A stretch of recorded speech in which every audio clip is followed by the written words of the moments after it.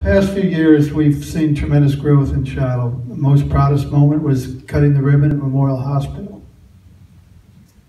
We've got BJC's $25 million medical office building under construction right now. A very large medical complex conglomerate that has everything from Children's Hospital to Siteman Cancer. So my dream for Shiloh and for O'Fallon is to have those facilities on this side of the river someday as well. Back when I was in Joliet before the medical board pleading for the hospital's permit to build in Shiloh at Memorial, I expressed to them the hundreds of millions of dollars that leave St. Clair County every year and go to Missouri because we did not have the adequate services on this side of the river. And I've seen now with the hospitals both being built here and BJC's affiliation with Memorial that some of that's going to change, I think, for the future. And good for all of us, good for our families, good for our children that need medical care. And I was looking through my old campaign literature, and when I first ran for mayor, I was going to push for the Frank Scott Parkway extension. So it's been a long time we've been working on it. And we just finally sealed the last deal. They haven't closed on the property yet, but we have gotten to that point. We put a lot of pressure in the last 2 years on these landowners, and they finally realized that what was good for the hospital and good for Shiloh would also be good for them. When elected, I will work hard as your full-time mayor to improve our community we love. I believe in respect our entire community and all our citizens. I know it's time for a change to keep Shiloh moving forward, and for this, I would greatly appreciate your vote.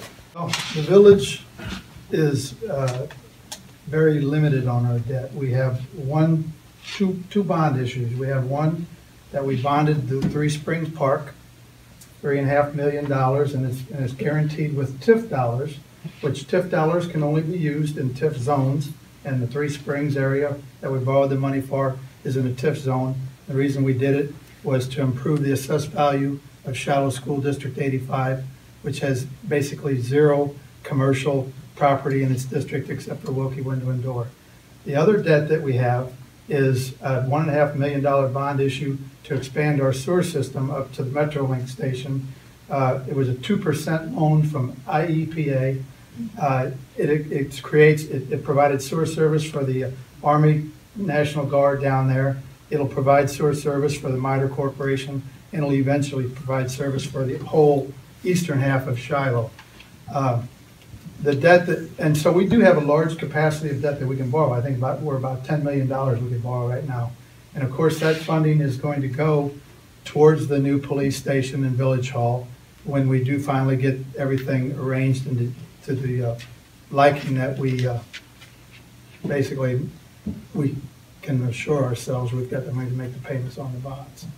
That would be one of my top priorities when elected to build our new police station. And that would be my pet project.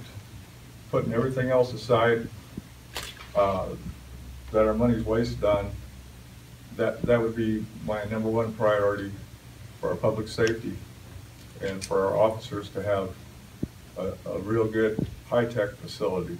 Shiloh is poised for even more greatness. I'm going to continue to manage the village as we have in the past. We have adequate balances in all of our funds. We do spend money, and we've been spending a lot here lately because we have the ability to do that now, finally. Spending accountability. In 2008, our leaders spent $30,000 on a study for a new village hall. What were the results of the study, and what has been in the plans for the study? In 2009, our leaders paid $185,000 for the Red Barn property. They are now proposing to spend $400,000 in repair of its shell. That being said, more tax dollars will be needed to complete this project with no real business plan in effect. In the past 4 years, our leaders paid more than $500,000 of our tax dollars on a municipal golf course, and much more is needed to improve the safety and condition of the building and grounds. Additionally, the administrative staff cost has risen by $200,000 a year, along with many other unnecessary approved purchases. First of all, let me clarify what Mr. Northway spoke about earlier. The Red Barn was purchased after an executive session meeting in which I was opposed. We set a limit on what we were going to purchase the barn for. And the trustees raised the price by $10,000. If we would have stuck with my price, we would have never purchased the barn. But since we have, the economy has gone into a tailspin back into 06, 07. So it has sat there, although we did use 3 acres off of it. And by the way, the barn price had 8 acres with it. So really, technically, the value of the land is the value of what we paid for it.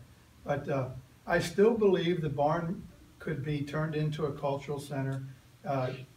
Yes, it is a significant investment. You couldn't build that building what's there now for over $1 million. It's still a very sound building. But it's going to be up to the board to decide if we're going to go forward. And who knows, maybe we take a poll of the residents as well on it.